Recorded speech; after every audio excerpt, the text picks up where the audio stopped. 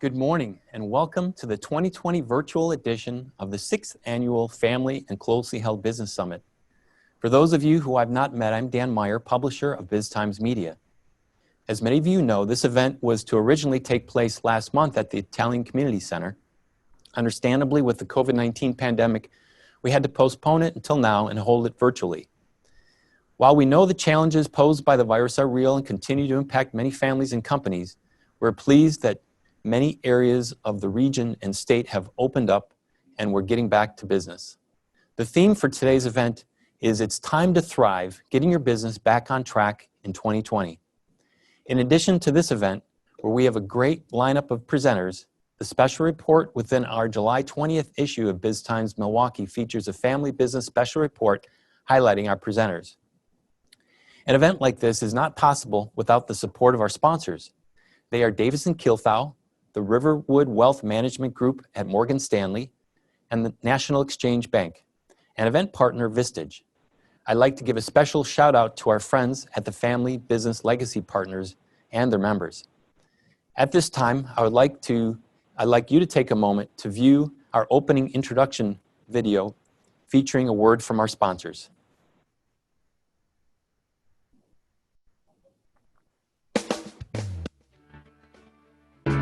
Watching the businesses that make up the family-owned companies of Wisconsin adapt to this pandemic has been inspiring.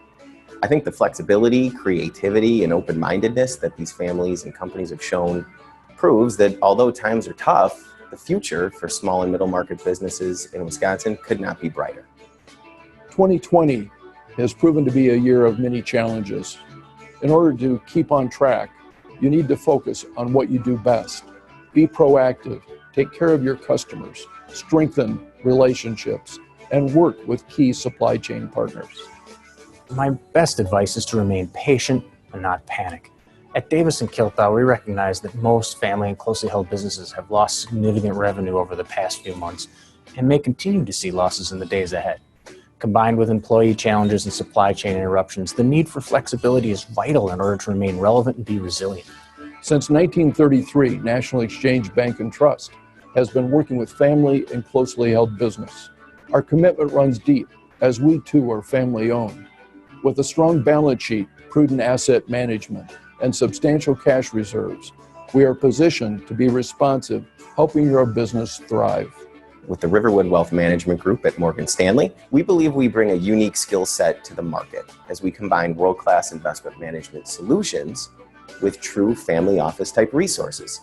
Families who own businesses are the cornerstone of our practice, and working with these folks is economically very important to our business. But what is more important is working to ensure our families' legacies are fulfilled by the success they've achieved. Watching and helping our clients make a difference for their families, their communities, and the charities and organizations they care about is why we do what we do. At Davis & Kilthau, we recognize that family and closely held businesses are the backbone of the U.S. economy and our business. And thus, we've positioned ourselves to be uniquely suited to serve as outside general counsel to those entities. Our one-of-a-kind size and depth in this region enables us to provide the scope of services and timely collaborative guidance deserving of those owners without overwhelming or underwhelming their objectives. From corporate governance to succession planning to daily operations, DK is dedicated to being a valued resource and helping you succeed. Family and closely held businesses provide strength and support for our communities. A commitment to keeping customers, employees, and families safe during these uncertain times gives me confidence that business will evolve, thrive, and overcome challenges by working together.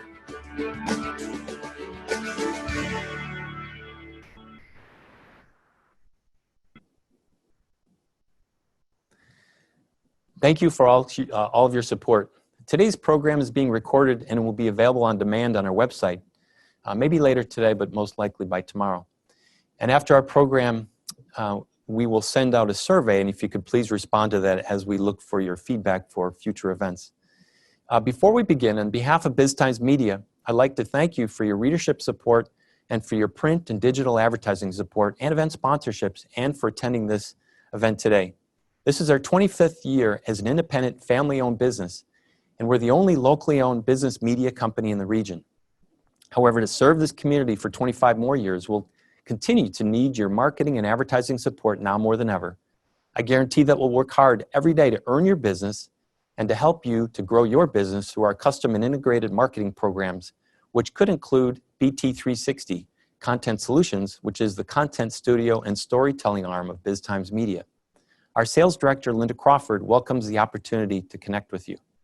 In addition, our award-winning editorial team is always looking for story ideas, especially forward-looking operational insight stories that can help our readers make more informed decisions in running their company or insights on how to be better leaders themselves.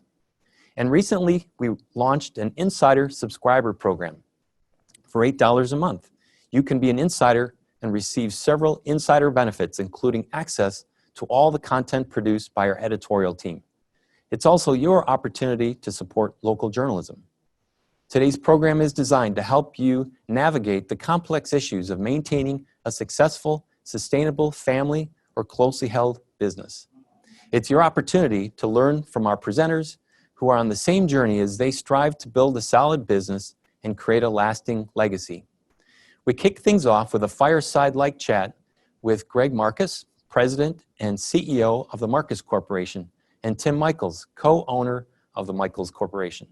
Greg and Tim are followed by the first of 4 concurrent 25-minute roundtable sessions, which you pre-selected. They are Circumstances Changed, Your Family Goals Did Not. How do we get back on track? Leadership in Uncertain Times, Identifying Key Liability Risks in the Workplace and Among Your Workforce, and Lessons Learned as Fourth Generation Evolves Business into the 21st Century. As I mentioned earlier, this event is being recorded and will be available on demand. I encourage you to access all the other sessions which will be available for you. Following the roundtable sessions is a panel discussion with Joe Kujawa, former owner of KEI and now senior practice leader with Bruce Wilson and Company, Paul Maglio, Director of Operations with Maglio Companies, and Sam Maglio, President of the Maglio Companies, and Theodore T.J. Perlick Molinari, Vice President of Perlick Corporation. Our moderator is Arthur Thomas, Associate Editor with BizTimes. And then the last component of today's program is the second roundtable. You'll be directed to one of the 3 concurrent sessions that you pre-selected.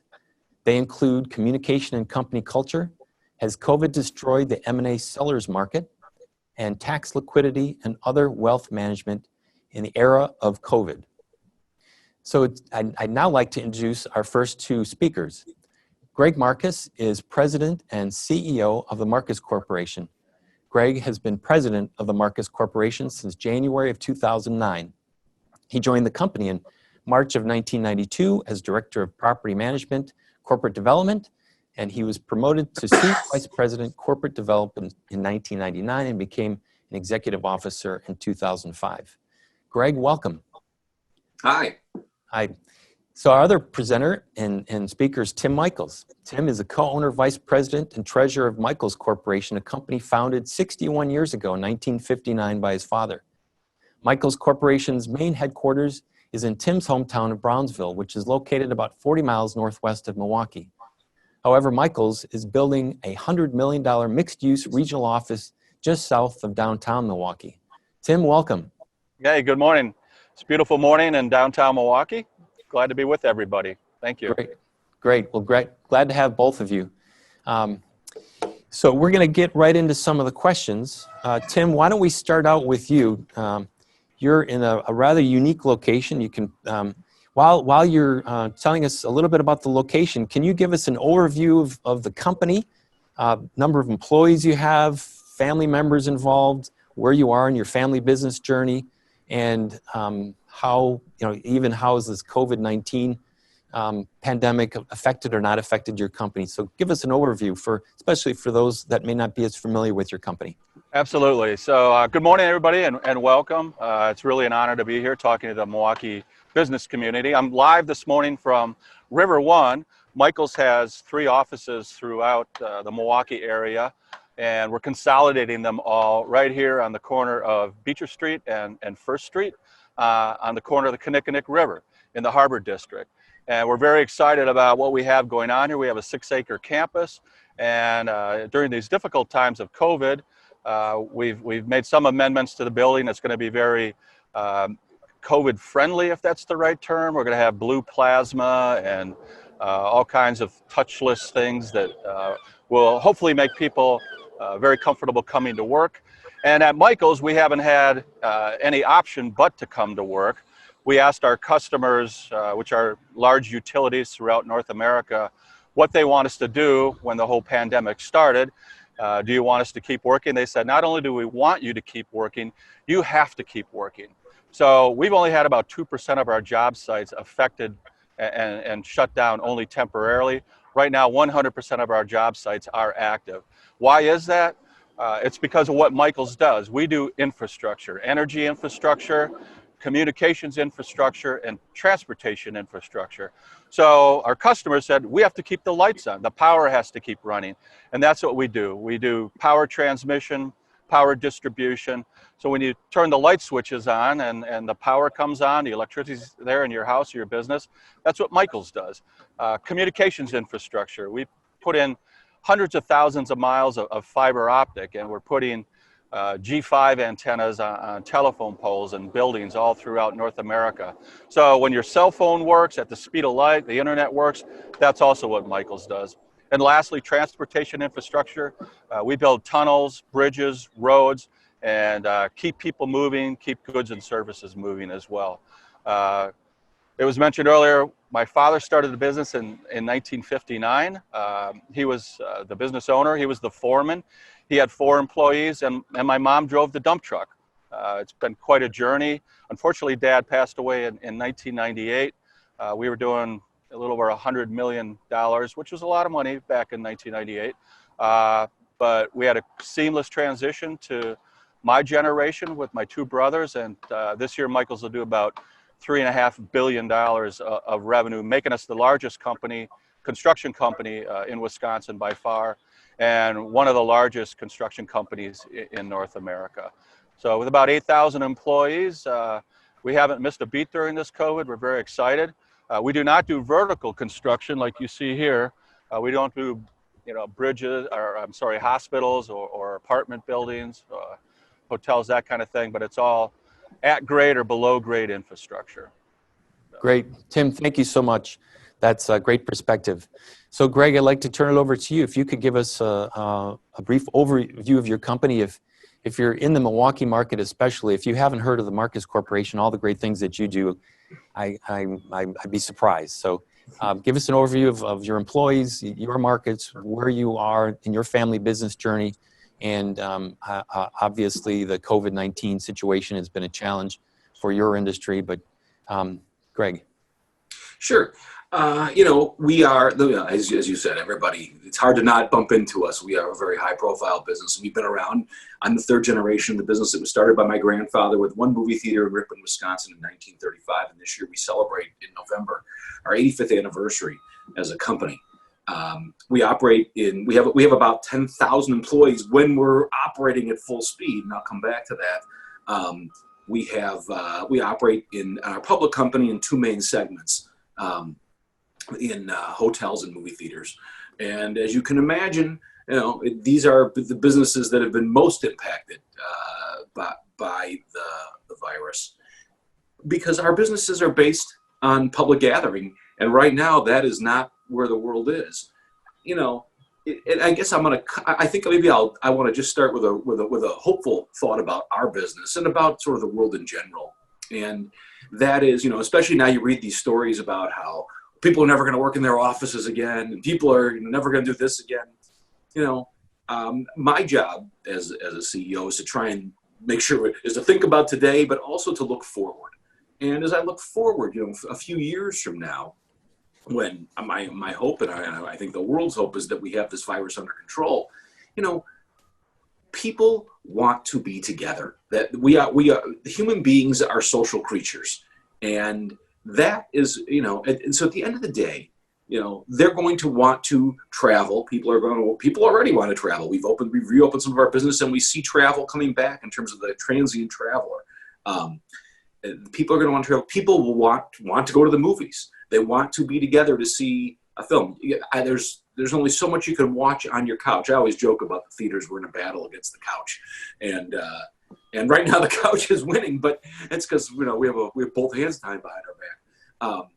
But because I can tell two anecdotal stories about the days before we were forced to close, because when we went into shutdown in March, it was a Tuesday, and we'll sell anywhere from 150 to 200,000 tickets on a good Tuesday throughout our circuit, which is in 17 states. We sold 20,000 tickets when the world was going crazy. Like, who are these people? They all want to. They all clearly want to still go to the movies, and the world is completely upside down. And the Pfister. We had a meeting in the Pfister that same week, and we were up in 23 on the 23rd floor at the top of the Pfister, where we have Blue, the bar. And I thought, I want to go see what's going on in Blue after our meeting was done, to see if anybody's even there. And I walk in, and it wasn't packed to the brim, but it was pretty full. And I'm thinking, wow, these people all want to be together. And that I've carried those two thoughts through this whole experience, to know that once we get on the other side of this, and we will get to the other side of this, people are going to go to do the things that humans want to do, which is be together and go out. And we can see it now in today's sort of behavior that we need to actually curb a little bit of. All they wanted to do was get out of the house. So so we've been impacted by it significantly. Fortunately for us, we've always operated with very low leverage, and so that's how our company can withstand something as really hard as this is, because it's hard, because we are virtually closed down. We've opened up some movie theaters. We've got the Pfister open. You can see it's behind me. We've opened some of our hotels. The Grand Geneva's open. The Hilton in Madison is open. Oklahoma City. We've opened hotels where we thought we could do more business than being closed. And where transient leisure will play a part. Because that's all that's happening. There's no business travel right this minute. If you have a business, it's, for the most part, there's not a lot of business travel going on. But the transient leisure guest is there. So, Greg, thank you so much. And we're all looking forward to the day where we can pack those movie theaters and get back to all of your hotels and play some golf. So I'd like to get into some of the things that where your two companies and your organizations are similar. Tim, if you could talk about the early days. You said your mom drove the dump truck. I'd love to see pictures of that. What were some of the lessons learned as you were a younger child? In the early days when your dad and mom, were growing the business, and how did you, what was it like then, and what were some of those lessons learned or impressions that you had at that time that you may or may not have carried in to how you and your brothers and other leaders in the company run your business? Well, Mom can still operate a stick shift today, so she's got that skill going for her. I do not remember her driving the dump truck ever. I was a little baby in diapers with a bottle stuck in my mouth, but that's how family business gets started. It's an American dream, and you wake up every day, roll up your sleeves, and it's a lot of hard work. I started working at Michels when I was 9 years old. Maybe there's some child labor laws there that were violated, but that's what it took. And I filled pea gravel bags, which were sandbags filled with pea gravel, which would sit in the bottom of a trench so that you could lay pipe on top of it for a nice bed for natural gas distribution line. Every summer when I was a kid growing up, worked there, as did my brothers. Christmas break, we were working there, and that's the way it was. But it was an outstanding journey. I learned the ethic of hard work, and it's part of our culture today. You said at the opening intro that we're located about 40 minutes north of here in a little farm town of Brownsville. That's also part of our culture. People there get up early, work hard all day. Their word is their bond. They're honest, a lot of integrity. And that permeates throughout our 54 offices that we have throughout North America. And maintaining that culture all the way, up into Canada in these offices is a big challenge, but it works. And it all starts with leadership from the top, and you have to lead by example.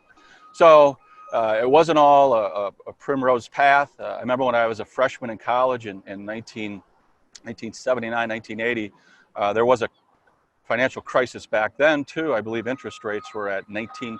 I remember my dad calling me up and saying, "You might have to come home and put a shovel in your hand because the business is being challenged right now." That didn't happen. I was up at St. Norbert where my two brothers who are my partners, they also went to St. Norbert, and we made it through that. But it's been a lot of ebb and flows over the year. We're going to get through the COVID pandemic at Michels.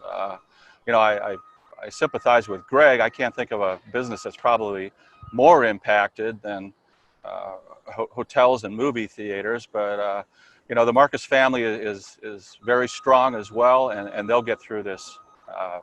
And as soon as people can get back to traveling and hotels and movie theaters, I know that we will be going as well, and be happy to be one of your customers, Greg. Yeah, absolutely. Thanks, Tim. So, Greg, if you could talk about the structure of your company, started by your grandfather, and and you since 2009 as the CEO. Your dad is a chairman of the board, but it's publicly traded. How do you combine the values of a family-owned business with the need to satisfy investors? Because clearly you're a family-owned business, and you wouldn't think of that being a publicly traded company, but it's quite evident that the commitment to family is a high priority for your organization. Sure. First, I just want to say thanks to Tim. I'm looking forward to you being my customer. I'll think about you every time I hit the light switch from now on. And you guys are really. We're so glad to see you in the Milwaukee market with such a high-profile project, and we know that you will be an important part of the fabric of our community and already are. And so we're very appreciative of that, because that's what helps us get through all this stuff. As it relates to our company, it's funny. I read, you do give us some of the questions ahead of time, and I saw that question about the investors and how do you be a family business and take care of investors. Well, let me tell you something. My family are all investors, and in a way, it's really very. It becomes very. Think about Thanksgiving. I mean, at least a lot of people go away to Thanksgiving, get away from their investors. I go to Thanksgiving and I'm with my investors. But on top of that, it reminds you that as a public company. It's even more highlighted. My job, I'm a manager in a public company. That's what I am. That's my job as the CEO. And whether it's a family investor or a institutional investor or a retail investor, we are the stewards of their capital. And so, that is how we look at it. So we don't differentiate from an investment standpoint how we behave, because our goal really is to in that regard, one of our goals is to maximize the return. Now, we believe that the family format is really conducive to something like that. I mean, in today's times, hopefully we'll bear that out, because, we have a thing that we talk about in the company, and they're called, we've got Ben's commandments. My grandfather, Ben Marcus, he put his thoughts down, 85 years ago about how you run a business and what are the fundamentals. And actually, there's Steve's statutes. He has some thoughts too, and then there's Greg's guidelines. As we've gotten to the third generation, I'm just down to guidelines. Ben had commandments, but among Ben's commandments were things like, your associates are your most important asset, and that's as true today as it was 85 years ago. And because we aren't going anywhere without great people. The way we're getting through today is I'm surrounded by a great team of people. Whether it's Tom Kissinger, Doug Nice, Rolando Rodriguez, Michael Evans, the people who run our businesses. I couldn't do this alone. I can't. There's no way. And so it's things like, keep your balance sheet strong. That couldn't be more important today than it was 85 years ago. Don't take on too much leverage. Own your own real estate.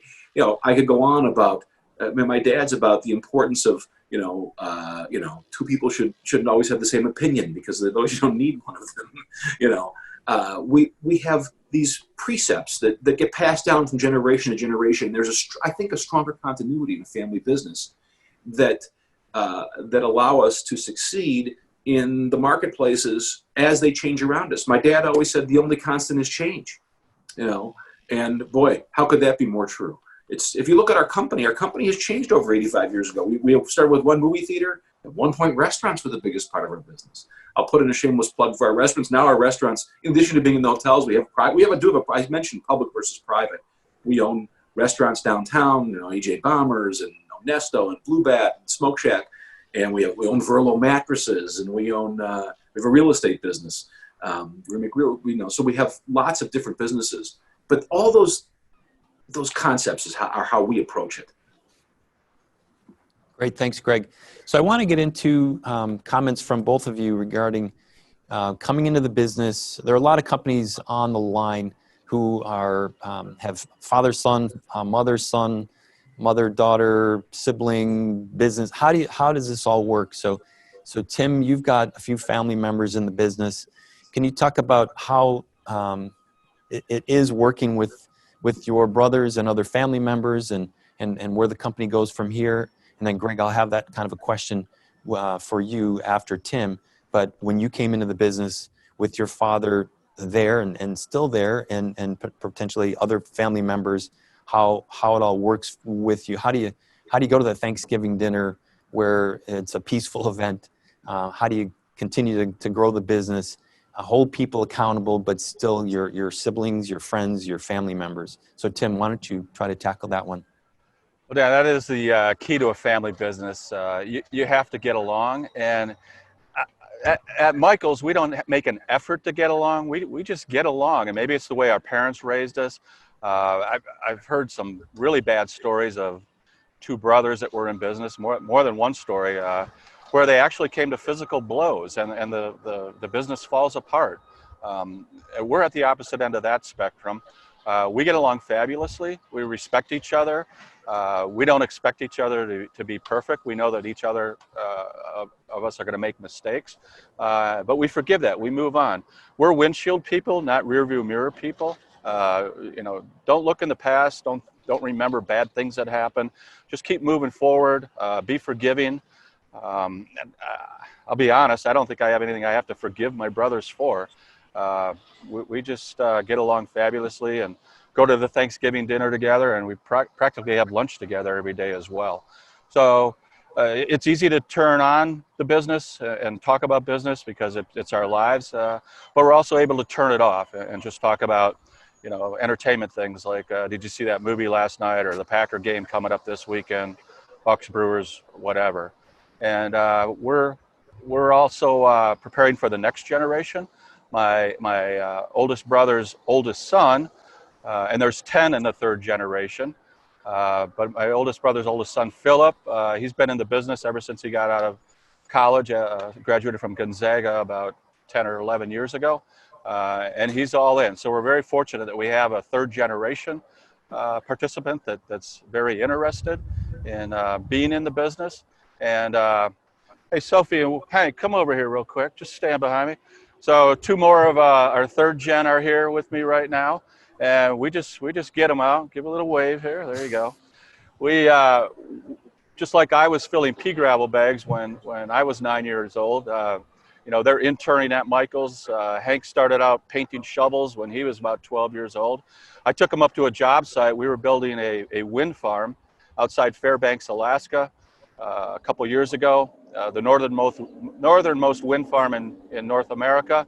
And Hank and I lived in the man camp for a week or better together, and just exposed him to that. And at some point, when he'll come to a point in life where he'll decide whether he wants to be in the business or not. We don't want all 10 to be in the business. We think that too many chefs can spoil the stew.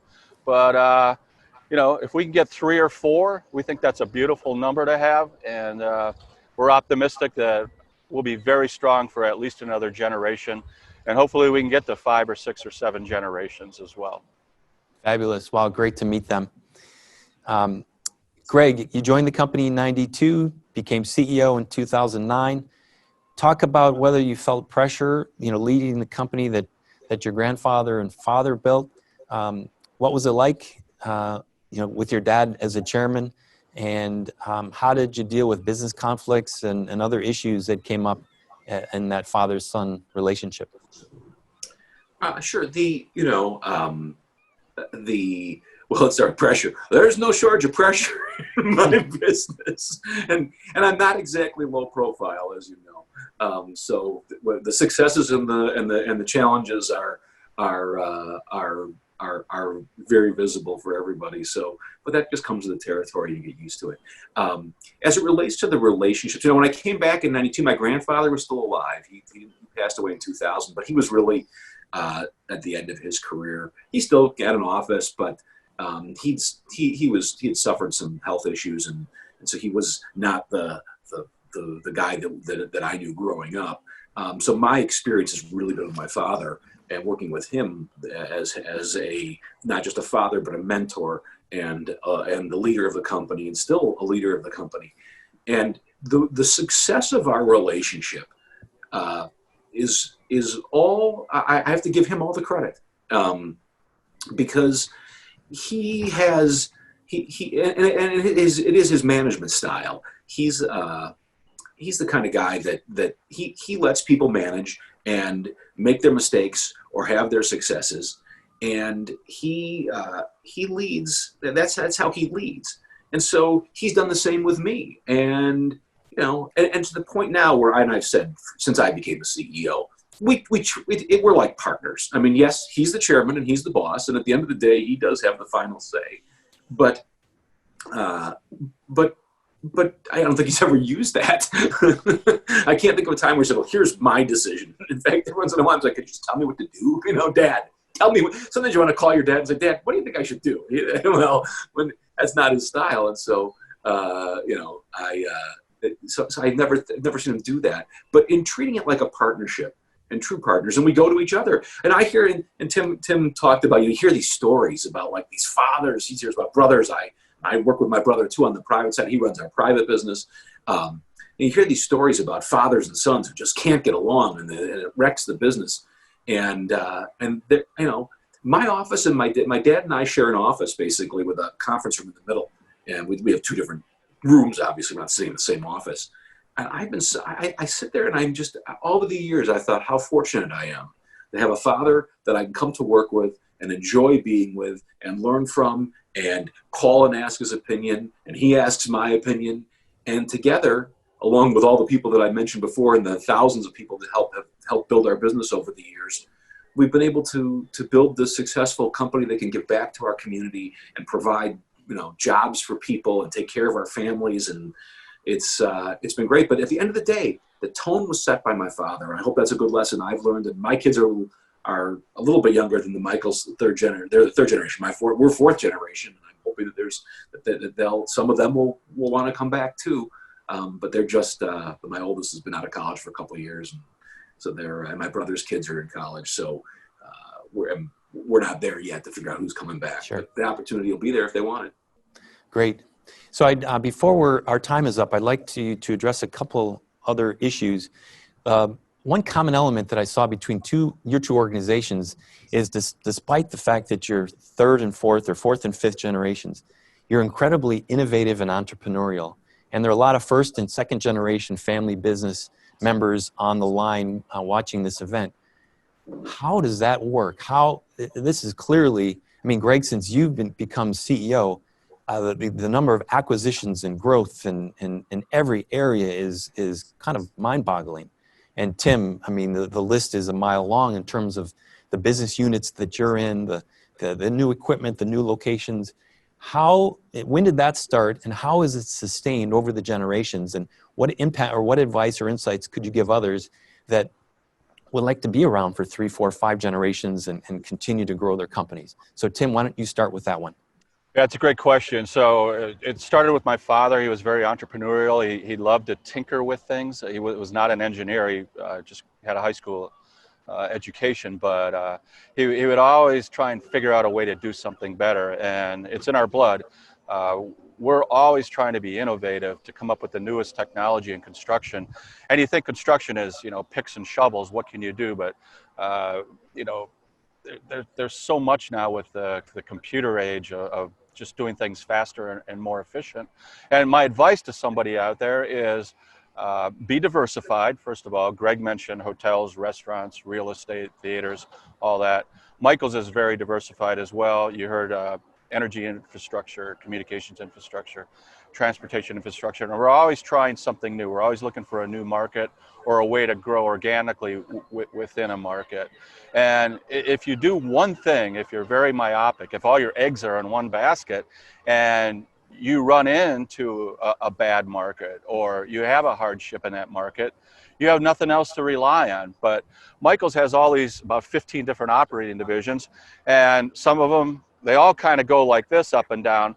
But when you lay all 15 over each other, you get a great smoothing effect, which gives you the ability to try new things and fail at new things as well.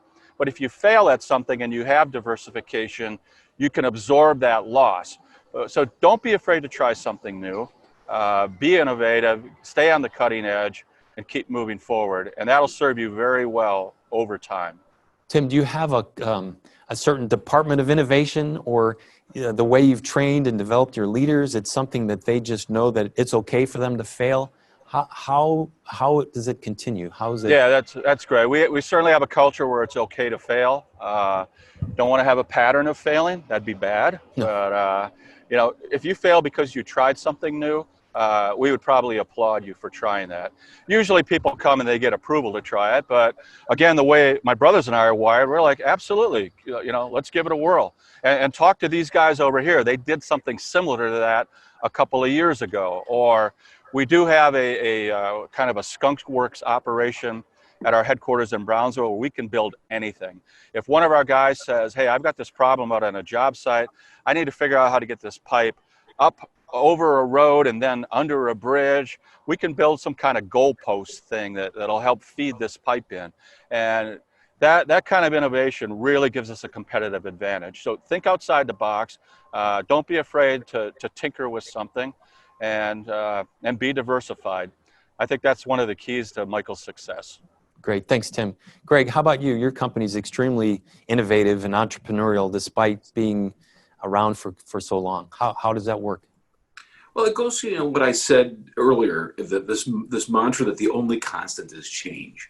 Sure. And if you believe that and you know that, you're always trying to think about, well, what can I do next? And I know you mentioned that it seems like a lot on my watch, but as I said, if I go back on the history of the company and I think about, you know, where we started, and I mean, one time, you know, as at restaurants, big boy restaurants, for those that are old enough to remember, that was the biggest part of our business, and that's gone. And then we had, you know, Budgetel, Baymont. That was the biggest part of our business. Now we're back to theaters being the biggest part of our business. I don't know what's next. You know, we sold Budgetel. We financed this and these private things that we do. We've got our real estate company, Berengaria, which makes, you know, which invests in shopping centers and senior living. I mean, we're trying to do. We're always looking for the newest things for us to do, and just surround ourselves with great people who. And it's to Tim's point too. We foster that discussion, and my grandfather had a saying, you know, it's okay to make mistakes, just keep them small. And so we'll try new ideas, and they don't all work. You know, there was an old restaurant called Seafood Etc., which nobody knows today what that was. It didn't work. You know, there's going to be things. We tried putting, you know, bars in Budgetels, little portable bars. Didn't work. You know, we're always trying new things, but then we try things and they do work. We put in recliner seating and it works like crazy. Or we put a bar into a movie theater and it works like crazy. And so, you know, and then you start to, when you find something that works, you run with it. Right. And it's just, but it's that nature of I think that realization that we're always saying, what's next? Right now we're saying, what's next in the movie theaters? And, you know, I don't know what that is yet. And we've just moved to recliners and the heavy food and beverage. You know, that's been the last 5 years. You know, those cycles don't happen every single year. So I don't think I'm going to tell you that there's going to be a big new change in the theater business tomorrow. Right. But, you know, but we got to keep looking so that 10 years from now, we know what's next. One last question for you, Greg, and if you could just keep it rather brief, but as a family business and an organization with its leaders and associates who care about the community, can you just talk about the importance of supporting your community and giving back, especially as a family business? Yeah, you know, I mean, I've had a lot of, you know, I've had a lot of ability to talk about this, and I'll try to be very. There's two reasons why we give back, you know, and we stress it, and it's part of the culture of our company, and as everybody knows, and the people that come to work for us know that, so they probably, you know, it's a little bit self-selective. You give back, one, most importantly, because it's the right thing to do. My mom always said you can't be a taker of the world. I've said if you have the capability, you have the responsibility. But secondly, it's really important for your business, especially a business like ours, but I don't care what business you're in, because if you don't have a strong community, you're not going to attract people to live in your community or come visit your community. Now, for our businesses, that's very important. But again, if I goes back to the initial thesis, the people are your most important asset. If people don't want to come and live in your community, then you're not going to have a good group of people to grow and run your business, or to come to your business. Again, if you're public facing like ours are, and our business is you can't move. The Fister you can't pick up. This movie theater that's behind me now, I like to use technology. It ain't going anywhere. And so we have to keep our community strong and vibrant and attractive for people to come live here. And if you don't take care of your community's needs, you will not have a strong community and you will not have a strong business. Yeah, so for those two reasons. Great point. Thank you so much. And Tim, can you just reflect briefly on the importance of supporting your community and giving back Absolutely. as a family business? Yeah, so we...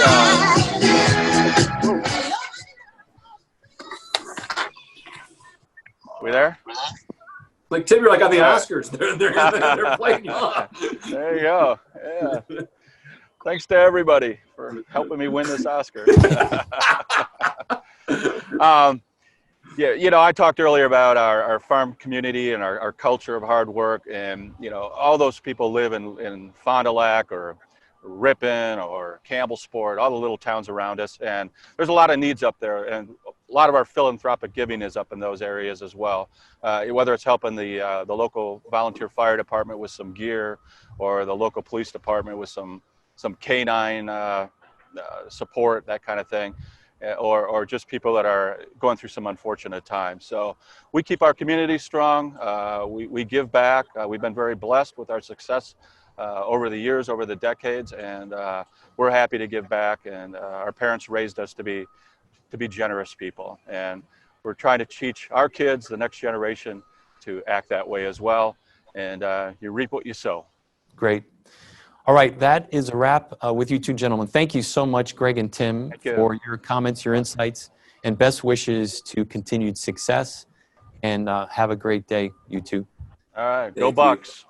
Yeah, and Brewers.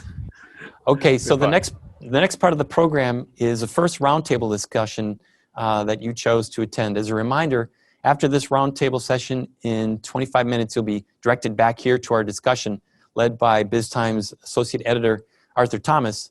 We're joined by Sam Maglio, President of Maglio Company, Paul Maglio, Director of Operations at Maglio, Joe Kujawa, former owner of KEI and now a Senior Practice Leader at Bruce Wilson Company, and Theodore TJ Perlick Molinari, the Vice President and a number of other titles over at Perlick Corp in Milwaukee.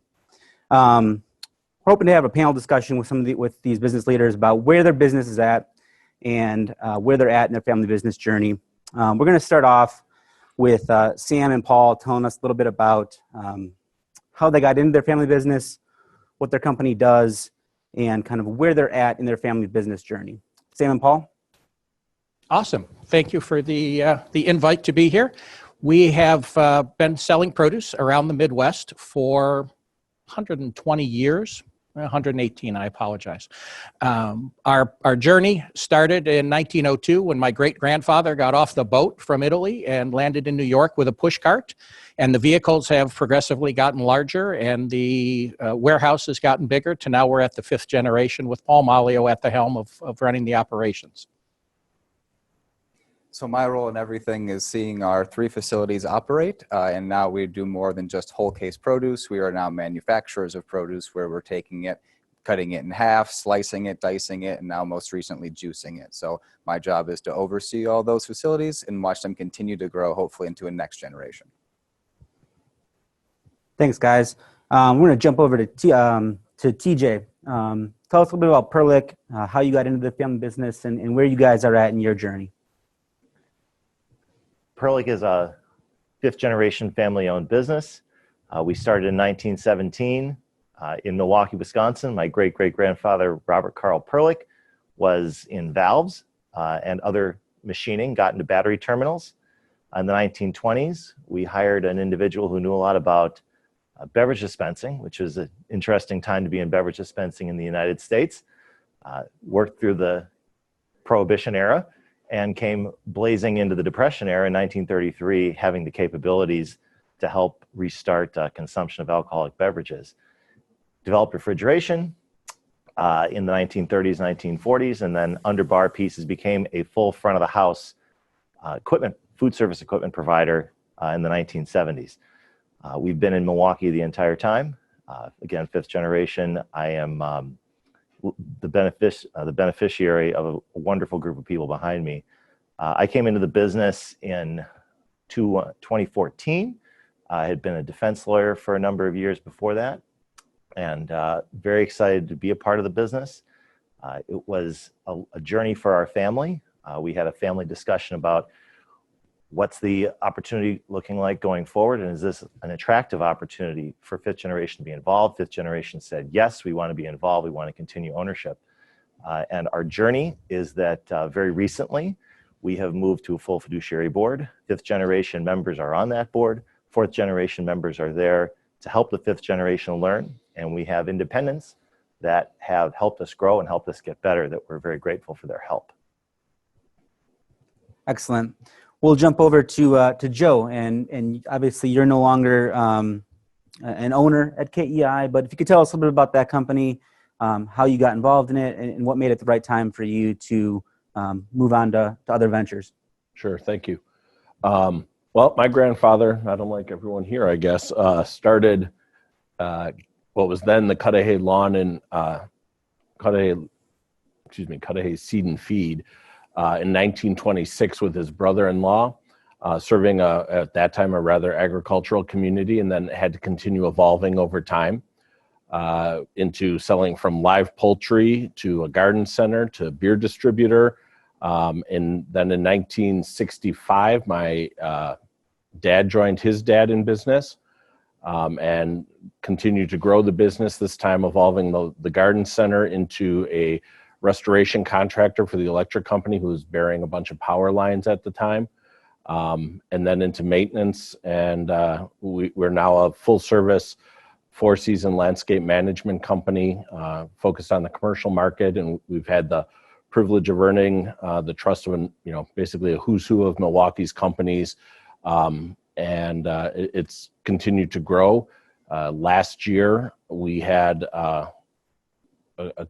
two people actually approach us to purchase the company, and that caused the family to go into a kind of a little retreat and look at what do we want to do and what's in store for the next couple generations and how do we want to handle that. Excellent. Our theme for this event is around 2020 and keeping businesses on track. I wanted to maybe kind of get an understanding of how business is for each of you guys in 2020. And TJ, we'll start with you. Obviously, a lot of your customers have been hit hard by coronavirus and shutdowns that come with it. How's business? How are you guys navigating through what's clearly a challenging time? It has been a tough time for us. We're in the food service equipment business, and all of our core customers, large venues, restaurants, bars, live music, theme parks, water parks, they all shut down for a period of time, and some are still not open at full capacity. So that's been a real challenge for Perlick Corporation. We have a piece of our business that's residential refrigerators, and that's been doing okay. Home remodeling has been strong.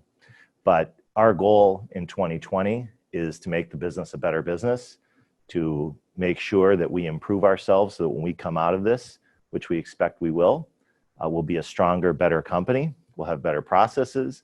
We'll be ready to win business and ready to grow when the opportunity arises, and make sure that as we go, we pay attention to what the needs of our industry is going to be coming out of this. Because at this point, we don't know what the future looks like when it comes to bars and restaurants. And introducing products that can help our customers get through the pandemic, thinking about new ways of dispensing, of serving, of providing services in the hospitality industry. So we're using 2020 as an opportunity to relook at our business, continue to make sure that we keep our values, and that we sail through this thing and come out on the other side stronger and better. Sounds good. Sam and Paul, how's you guys do produce distribution? What's that like in 2020? What are the challenges you're facing? What are the opportunities that come with it? We can echo TJ's sentiments on that the food service industry has taken a beating through this process, but the opportunity that we have found is that that switch, the same product packaged differently into retail venues so that the consumers can acquire the product without a middleman, the restaurant providing it to them.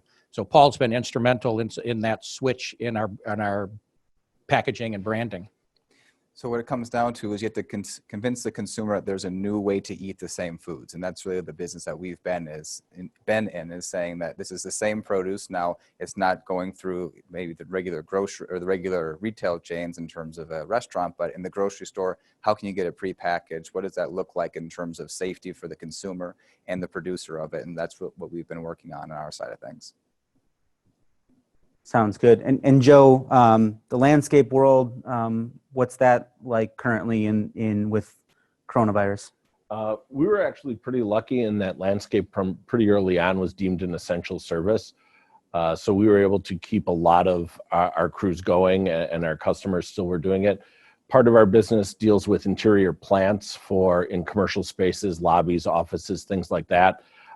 That took a big hit because people are like, well, we have no employees in our office, so get the plants out of here kind of thing. And now we're seeing, as you said, residential is doing well. There's still a lot of enhancement work and improvements that are going on. We're looking not as good from my understanding, though I'm not in the management of it anymore. We're still having a good year, not as good as we had originally budgeted. But not as bad as it could have been. Certainly. One of the things that's great with family businesses, you have, really clear values that are maybe passed down through generations. And a time like, we've dealt with coronavirus really makes it, those values come to life. You have to live them. You have to show them. How have you each gone about, really showing and demonstrating to employees that the company stands behind the values that it's preached over the years in what's, a stressful time for everyone? There's lots of concerns, there's lots of worries. How do you demonstrate those values? Maybe we'll start with Paul on that one. So at our company, what we really want to do is maintain that family value all throughout the organization. So whether it's him and I, or down to the line workers who have been repacking tomatoes for 20 years. It's a family operation through and through. So in a family, like anything else, you have to truly care about who you're dealing with, who you're working with, who you're living with, because we've been at the office every day since this started, and so have our employees, and we have to make sure they're in a safe environment. So every day I take probably an hour out of my day, and I take every employee's temperature. That shows them that I'm there, I'm with them. I'm also tracking it too, so I know their names. I know what they did that week and know how their kids are feeling. If their temperature rises, I know if they're 99.1 as opposed to 97.9 yesterday. I ask them how they're feeling. And it has to be genuine intent. And I think that's the most important thing, because people work for people. And if you don't care for them, they're not going to come back. There's a lot of other options out there. And so we're lucky to have a great crew, but it all comes down to the family morals of saying, we're in this together and we love each other and we want to get the job done. Excellent. TJ, how have you had to navigate, demonstrating family values at Perlick during this time? We began our family values journey about a year ago when we started talking about what are the values of the family and what do those values need to be, and how do we get them rolled out through the organization? How do we make sure that it's being done? Because you can't just proclaim values and then not put any measurements in place and not hold anybody accountable to them. So the way that we've done that is that we've made the values a part of everybody's individual assessment in the organization. So the expectation is you're going to live the values. We talk about them pretty regularly at town halls to all of our folks. With the way that we've managed through this piece in the coronavirus era is we're taking temperatures at the door. We're making sure that folks are safe. We're making sure that they have everything they need to be successful and to be safe. We're meeting all the needs of all the folks that have to be in the facility. We were deemed essential, and we have a production facility here in the city of Milwaukee, so we are held accountable to the city of Milwaukee standards from the health standpoint. And it's been very challenging to make sure that everybody is safe. We care. We don't want anybody getting sick on the job. So we've been doing our very best to stay on top of all the various government advice and making sure that it gets implemented in the facility so that folks who are there have the safest place to work, because that's critical. Safety is number one. It's a value of the family that everybody comes to work and they go home the way that they came in the door. Healthy, safe, all limbs, and health. Certainly. Joe, how does that maybe show up at KEI or maybe with some of the companies you work with? I think what you said is dead on, in that you need to live your values. You have to, it's not just saying, oh, we're safe or we're going to keep this. It's actually demonstrating it, doing it from the top down, that it applies to everyone, and that you make sure you're carrying that safety. I think family businesses have an advantage in that way, in that all along they're talking about we're a family, we're a family. Now you see every ad is we're in this together, we'll get through this. Family businesses have been doing that, at least ours, since I joined the company. We're all in this together. We're all this part of a family, and I think that's important, is you demonstrate it and you live it. Certainly. So obviously, coronavirus and just 2020 in general has come with all sorts of stress and challenges and different things you have to consider with stress, and that comes the potential for conflict, and I guess the question is, how do you manage through that with your communication among family members to make sure that you can still all have Sunday dinner together, holidays together, things like that? How have you managed the communication amongst each other to make sure that it's still a happy family at the end of the day? Paul and Sam, maybe we'll start with you on that. Have you guys worked on communication through this challenging time? Well, Paul had started an initiative in the company, his 3 C's, which I'll let him tell you all about. So for the 3 C's of the Maglio Companies, it's culture, cohesion, and clarity. And those are really the 3 values that we like to live upon, whether it's us in the family or us at the business, in the factory. So it's been challenging, yes, definitely, to navigate, COVID-19 and what 2020 has looked like. But as long as you're on the same page from a leadership perspective, and in our company, it's just him and I in terms of owners, and my mother, of course, if she's out there watching. I love you, Mom. And so it's been really easy for us just to take care of the family and look at the bigger picture in terms of what's best for the business, because like I said before, it's all a series of families that make up our company, and looking after their best interest has been at the forefront of our mindset since this whole thing started, keeping everyone at work, keeping their paychecks consistent. And luckily we've been able to do that because we focused on those 3 C's across the organization. Certainly. And you guys have an interesting setup as it relates to communication within the company or within the family more broadly. Paul, your brother, runs some different elements. I don't know if you or Sam could maybe just talk about how you guys are set up that way to both have your kind of areas of responsibility. As the 5th generation was poised to come into the business, we had a family meeting. All were together. We were, oddly enough, in Boston, and all sat around the table and had a conversation and said, hey, serious dad for a few minutes. Nobody's sick, but let's talk about what this looks like and who wants to be involved.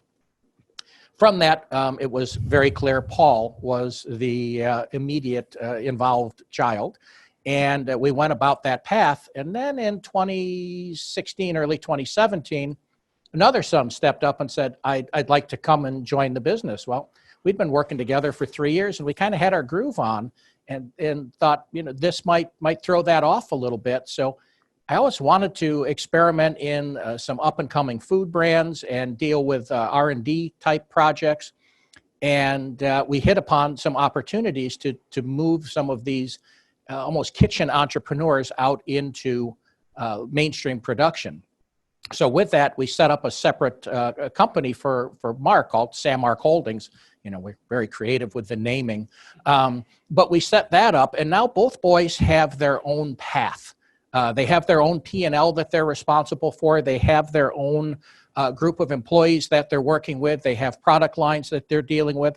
Now the paths cross because some manufacturing for the Sammark Group happens at the Maglio Companies, and so the two brothers get to deal with each other and arm wrestle over the price of goods or the timing and the delivery. But everybody gets together and has dinner, on Saturday night. So that separation has worked very well, and having an independent path, but yet with the family behind. Family behind sometimes means money, sometimes it means advice.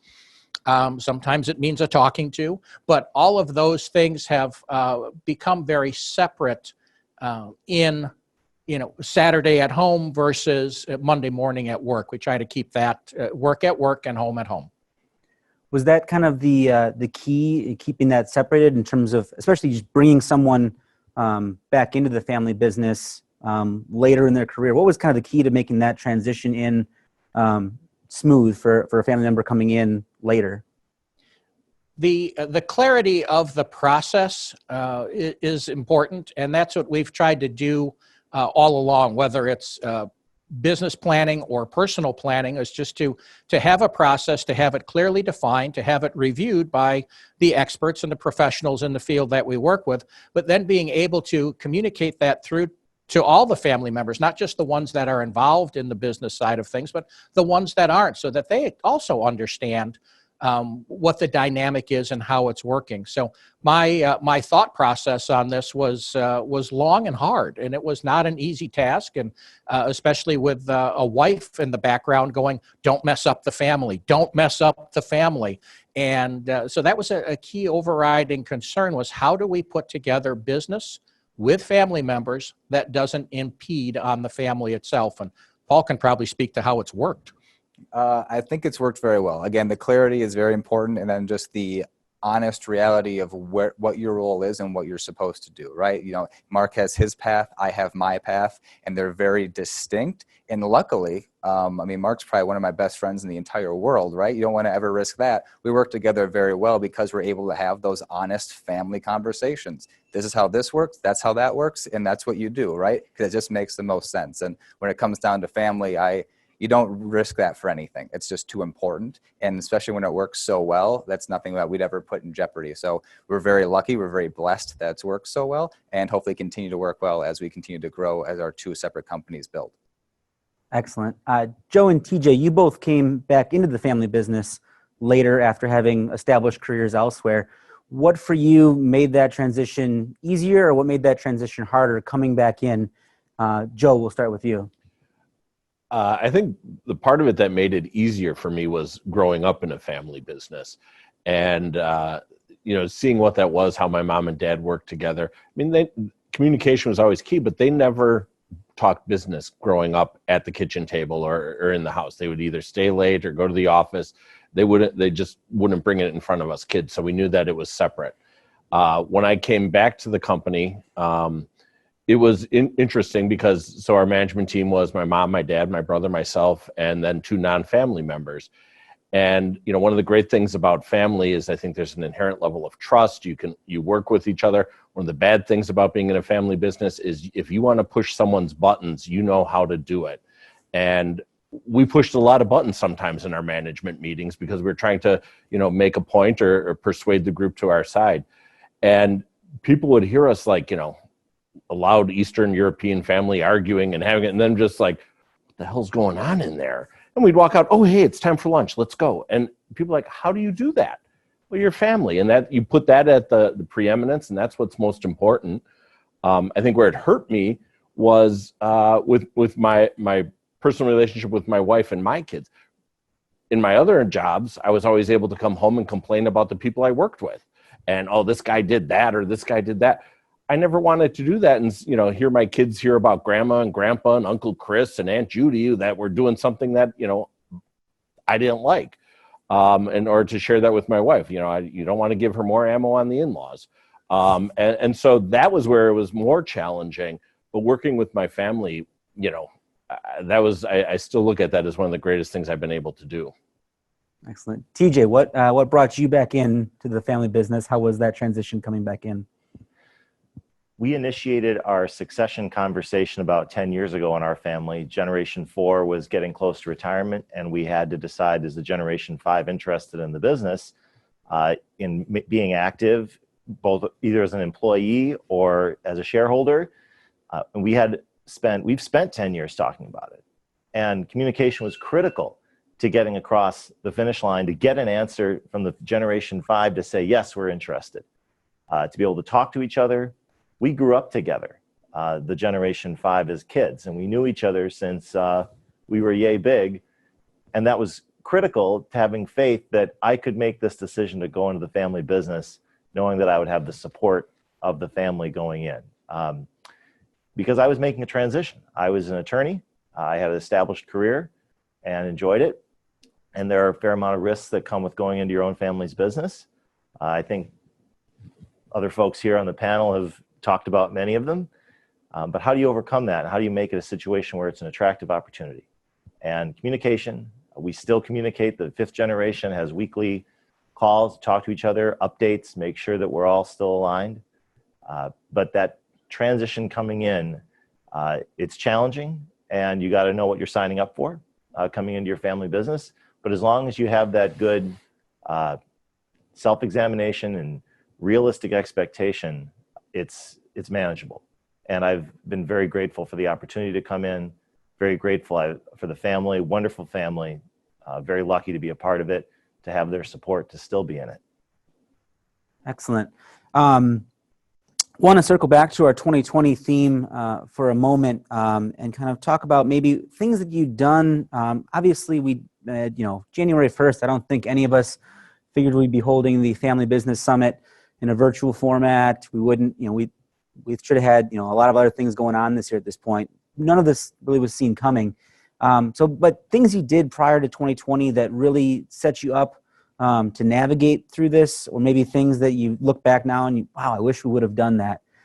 Is there anything that jumps to mind on that front? TJ, we'll start with you. I keep coming back to the ability to communicate.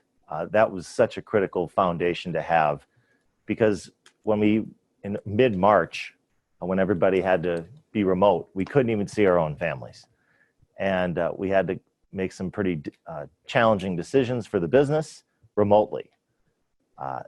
If we wouldn't have had all of that communication growing up and all of that engagement leading up to 2020, it would have been much more difficult for us to be successful getting through this.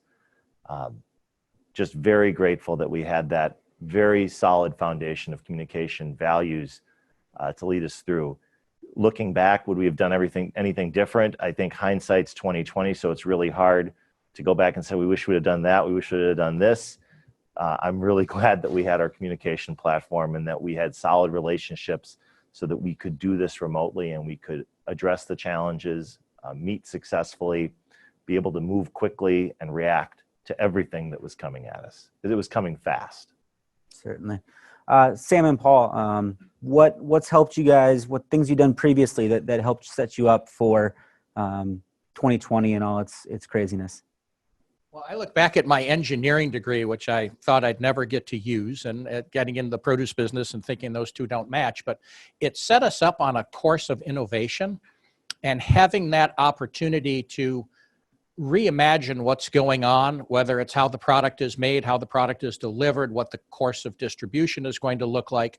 That creative thinking and mindset that I came to the company with, and that I then surrounded myself with a lot of much smarter people that also have those types of thoughts running through their minds. That's really helped us stay open, get creative in how we're delivering the products and keeping everybody working. Paul's the guy who's got to make sure that everybody is working every day. And what have you seen? Yeah, so he's the creative side for seeing how we're going to do things and what makes the most sense. I'm as creative as his couch. So for that reason, I have other strengths, and that's really coming down to the people side of things. So I can lead people in any sort of direction that we need to for the business. And this year it's been a direction of, just moving forward at any cost. And for that reason, you have to keep your head high and you have to be the example for the rest of the organization. Sure, there were nights where you don't sleep because you're worried about business and making sure everyone's taken care of. But then, they look at you and you have that confident look on your face. You're good to go. We can do this together. Build the team, because even though we're very innovative, there's a lot of equipment in what we do. There's also a lot of manual processes, and you need people for those processes. And I'm convinced more now than ever that people work for people and not companies. And we're lucky to have the people that we do. And building that core group has really set us up now in 2020 and all this chaos for the future of extreme growth. Excellent. Joe, obviously not in the business at KEI anymore, but having sold, recently. I mean, one, you don't have to deal with all the challenges that we're facing now. But what made the timing right for the sale, and made the right opportunity for you to exit the family business? So it was really interesting. We never thought we were going to sell. I mean, there was never any intent. We were always happy. We're just kind of going on. My dad, if anyone knows him, he's going to live forever. Just ask him. So we were we were really not thinking about it. Chris and I were working. It was working well. And it was the Tuesday after Memorial Day. I had someone walked in, and it was a local competitor with a national presence, came in and started telling me all great things about our company. And and I'm just like, where's this going? Okay, I'm not sure. And then at the end, he goes, that's why I think you'd be a great company for us to buy. And in our industry, there's a lot of acquisitions that were going on, and a lot of private equity that was being brought into the landscape industry. So I'm like, okay, hadn't really thought about it. Let's think about it. I'll talk to the ownership group and we'll get back to you. 3 days later, I had another local company with a regional presence come in or phoned me and started the same conversation. I'm like, okay, what's going on? 2 in 1 week. This has got to be something we have to talk about. So we met as a family, discussed it, and through that, a couple things came up. One, my brother-in-law had just been diagnosed with pancreatic cancer, and we knew that wasn't going to end well for my sister. My parents, who, my dad's 88, my mom's 78, they were, pretty much out of the business. They still came in to, just keep active, but they were out of the day-to-day. And this gave us an opportunity to perhaps take some of the value of the company out of the business, put it into their estate for my brother and sister who really aren't in the business. But the number one reason was there was no next generation. All of our kids were up and through college and had decided to move into different areas and different careers. And so when we looked about, well, where's this going? There was no one to pass it on to. Our key leaders were all our age, so they would have retired roughly the same time we were. And, my brother and I said, well, we still have to work for a while. And this gave us an opportunity to stay engaged and, get some money out of it and then continue working. Chris actually still maintains an ownership stake in the company.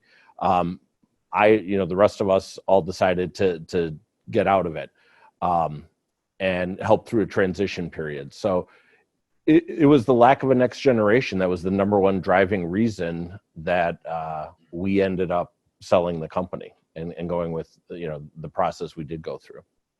How did you go about evaluating that fourth generation and figuring out that none of them were interested in being in the business, or kind of presenting the opportunity to them of, do you want to be in, do you not want to be in? Some families may say, you're in, your last name is on the door, this is your future.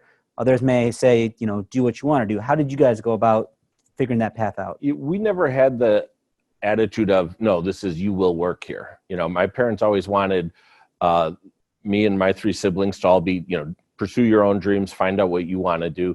I decided to be an architect originally, not a landscape architect, which would have made a lot more sense at the time, but I didn't want to do that. So I had that career, and then I went into management consulting, and they were always very supportive of that. As we looked at, my one brother worked summers in the company and then, got a job elsewhere doing other things. So they never forced us into the business. And my one brother, Chris, he always wanted to be in it. And right from college, that's where he was. He loved it. He loved the problem solving aspect of it. And that's what he built his life around. As we looked at my parents' grandkids, our children, it was what were they interested in? Again, they had the opportunity. They were always given the opportunity to work there, and you know, some of them did summer jobs, some of them didn't. But as they grew, and you know, of the 13 grandchildren, mine are the youngest. I have one who's in high school now, and that's not something he's really interested in pursuing. We've talked to him about that. And the other ones all made career decisions as they graduated college to go into different areas. So it wasn't like, you know, it came as a surprise to anyone or us. It was us making the realization that, okay, where are we transitioning this to? Certainly. Paul, I know as you were growing up, you knew you wanted to do this. How did you go about preparing to kind of be in the family business and thinking about that, knowing you wanted to kind of go down this career path? Yeah, so for me, it was very simple. Since I was 12 years old, produce was my destiny. Realistically, just saw it from summers working, and my first job was just sweeping corners. I would follow Caesar around with a broom. He would say sweep, I would sweep. So you start from the bottom and you just build your way up. And I did that from every aspect of the company, and liked it more and more as I continued to build out more of that professional presence in the organization, as opposed to just the warehouse kid. And I think that's a big transition that you have to make, going from the person that is picking the orders, the person that has to go solicit orders from customers and then execute them. So I've seen the full breadth of everything in the company. And I think in doing that, you have to really realize what makes you happy in any family business, because it's, you know, selling tomatoes is not the sexiest operation by any means, but if you love it and it's what makes you happy, and that's what, you know, it is for me, then there's nothing else. Happiness is the goal. You've already won. I get to play the game I want to play every day. So it's just realizing that self-awareness of what makes you happy and then getting there. And luckily, with this guy's help, we've gotten there. So continue to do that every day. That's what we want to do. Excellent. Well, and there's also a part of the attitude. If you come in with an attitude that you're the son of the boss, you're treated like the son of the boss. If you come in with the attitude of, I will sweep the floor, I will learn every corner of the place, I will gain everyone's respect by doing all of that, the flow comes naturally, and there's no pushback from anyone at any level when they see the effort that's put in on a daily basis to be the leader, not to be the son of the boss. Certainly. TJ, I think, you know, your next generation is, I think he's 12, or definitely not quite at that stage yet, but you've had this transition with the 5th generation, some inside the business, some outside the business. How have you navigated figuring out what everyone wants out of this? How have you, I know you guys are close, but how do you navigate figuring out what everyone wants out of the business in that next generation? Communication. It all comes back to communication. We talk about it. In fact, we just had a telephone call yesterday about, as a 5th generation, what are you looking to get out of the business? What do we expect to get out of the business? And that conversation will drive what people end up deciding to do. For example, next generation of kids, we're already talking about what is Generation 6? How do we create a vehicle for them to make a decision in an educated way about whether they want an opportunity in the business or not? And thankfully, they're all still pretty young. My 3 are 6, 4, and my second son, so I'll say happy birthday to Michael. It's his 4th birthday today, and I'm sorry I had to leave so early this morning, but we're going to have a lot of fun later today. They're young, so we've got time to put that program together. We worked with our parents to put a program together for 5th generation entry, and now it's the 5th generation's responsibility to put a program together for the 6th generation so that they can learn. They can, if they want to sweep the floor and come in and do that and grow that way, that's awesome. If they want to do another career, that's also wonderful. My Generation 5, my cousin Mark is an engineer. He's been very successful in Madison, loves his work. My brothers are in the music business, been very successful doing that, and they love their work. And we want them to pursue their dreams and goals. And then my cousin Lori is in the business with me. She's the director of employee engagement and loves doing that, but she's an art teacher by trade, and she loves that too. So she's got a lot of opportunities as to what she wants to do. But we've encouraged everybody to pursue their dreams and to pursue their goals, and communicated with each other about who wants to do what involvement do you want to have in the business, and what do you need to do to get there. So those are great conversations. nobody should shy away from having those conversations with their family, because if you don't have those conversations and you're not honest with each other, you won't have success. You'll get to a point where nobody communicated about the expectations, and all of a sudden there's a decision that needs to be made and you're ill-equipped to make it because you don't have the bedrock that you need of communication and understanding. When you have all of that work done, the decisions come much more easily because many of them are very obvious. Certainly. At some point, we'll get beyond some of the challenges of 2020 and the opportunity to grow.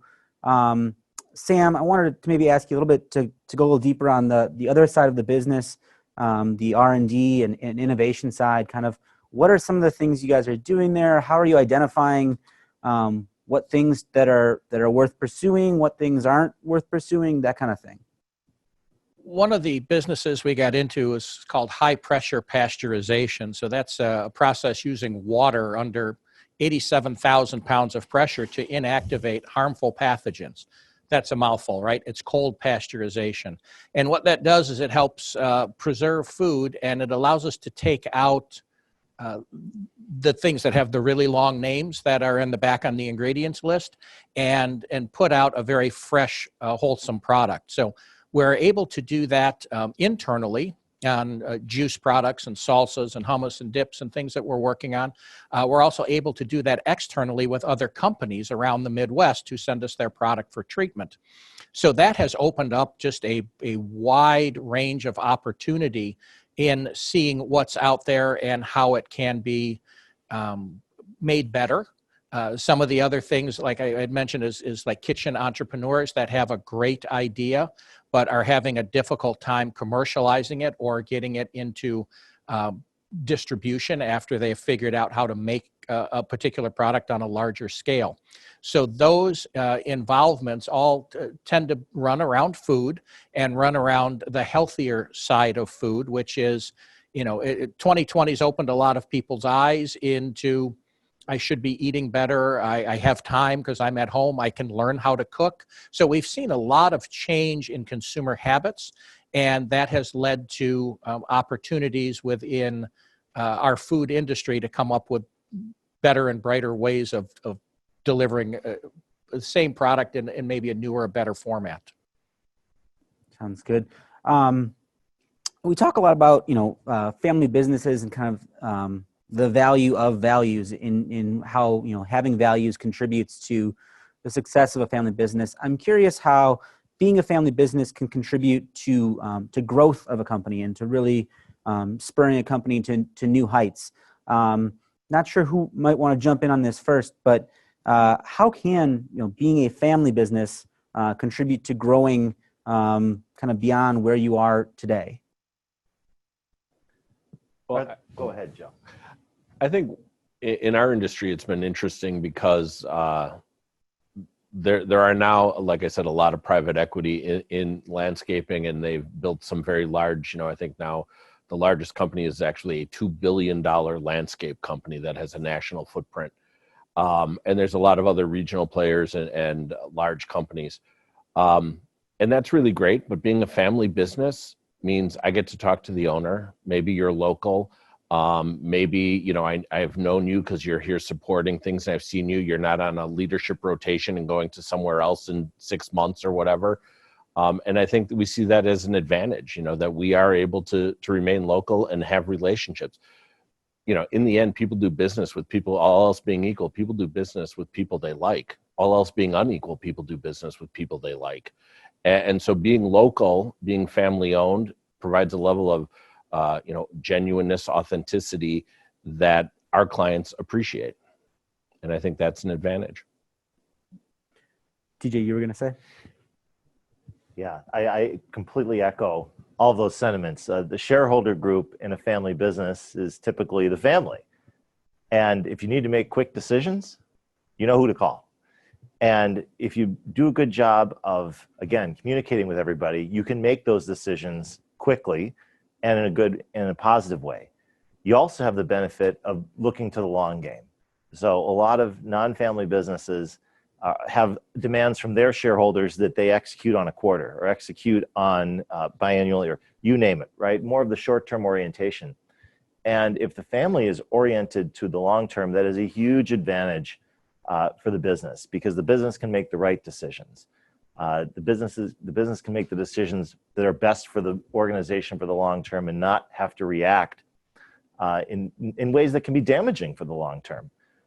So we're really excited that we have this agile ability to react, to get better, to look at the market and make decisions, see the long term.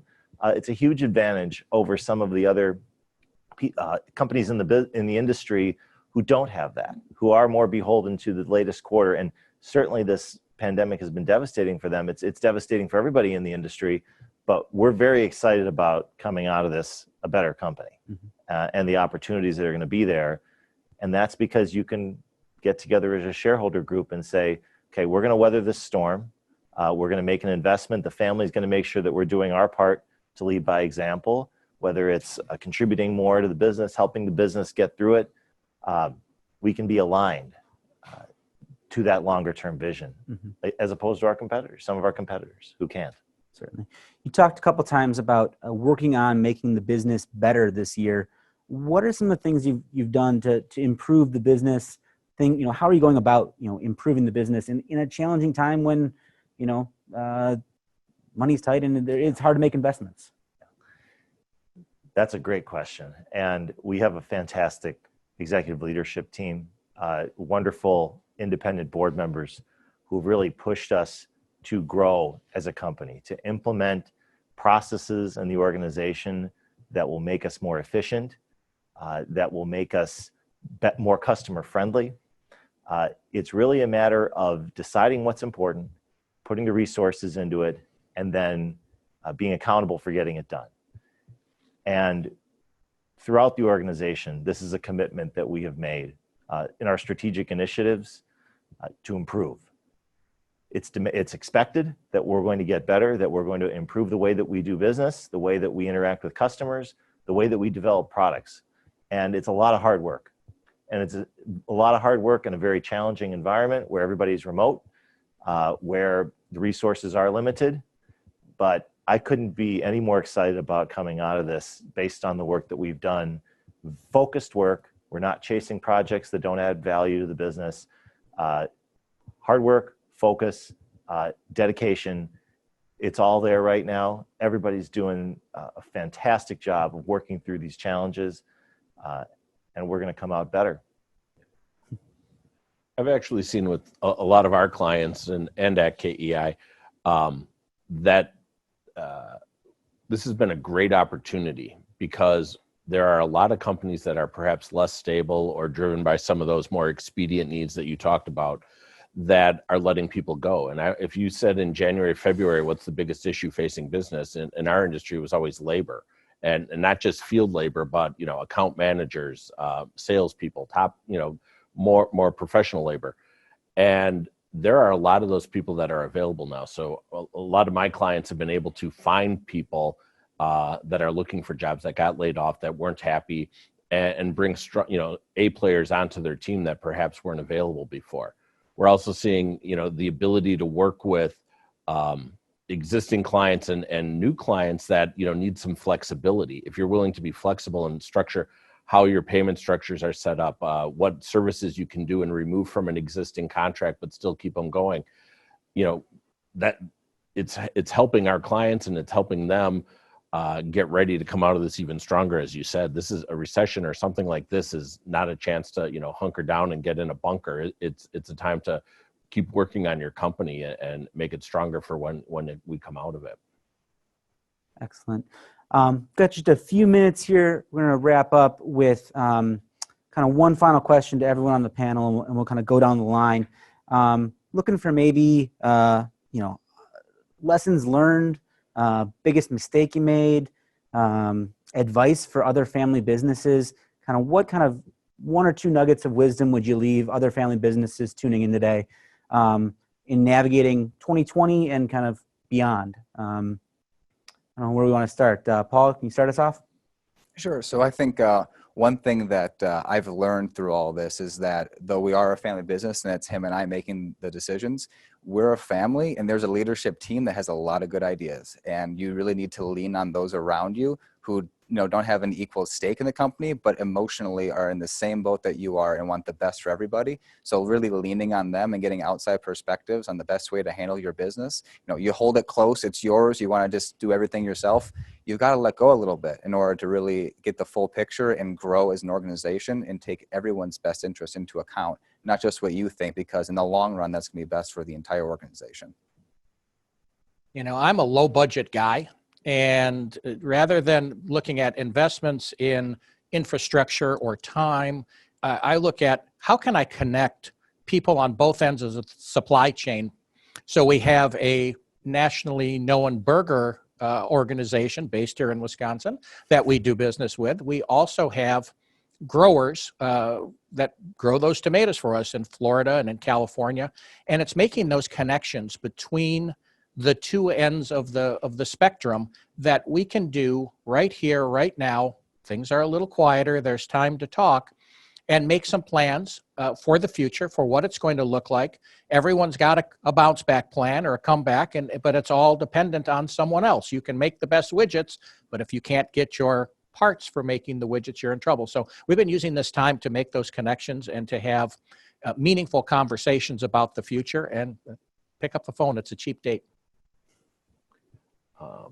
I think that the best that we've learned from this whole pandemic is how lucky we are to be in family businesses. It gives us the flexibility. It gives us a comfort zone of people we work with. It gives us all sorts of opportunities I think people, I'll say in the private sector and other non-family businesses, don't have. And I think how grateful the people I work with are for the opportunity to be in a family business and what that's meant through this pandemic. I echo a lot of the sentiments of the Maglio family. And especially what Paul said about knowing what you can do, getting a great team in place. Lessons learned would certainly be continue to be humble about your capabilities individually. Make sure that you treat the folks that are on the ship with you, trying to get you through this storm well. That's everybody in the organization, all the way from your managers down to the folks that are in the production floor. Make sure you get the best people because the people are going to get you through it, and it's everybody. You can't have a great management team if you don't have folks throughout the organization that can't get it done. That's not going to help. You have the greatest leaders, but nobody to get the work done.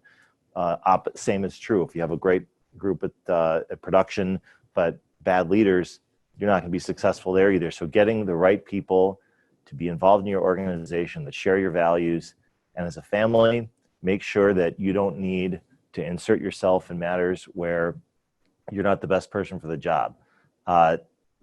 That is a huge learning piece that I think our whole family has embraced. And we're a very humble family. We always ask for help when we need it. And we're very grateful for the folks that help and that are a part of the success. And it's really attributable to them that they make those contributions. But family, be humble, treat the people well. Certainly, I think we knew that before, but this has reinforced it 1,000 times over, how critical that is to success and to coming out of crises better than when you came in. Certainly. Well, we're grateful to all of our panelists today for joining us. So Paul, Sam, Joe, and TJ, thanks for taking the time. So thanks again to all the presenters. And I particularly would like to thank our Family and Closely Held Business Summit sponsors, Davison Kilthau, the Riverwood Wealth Management Group at Morgan Stanley and National Exchange Bank, and event partner Vistage. So again, thanks all for attending and have a great day.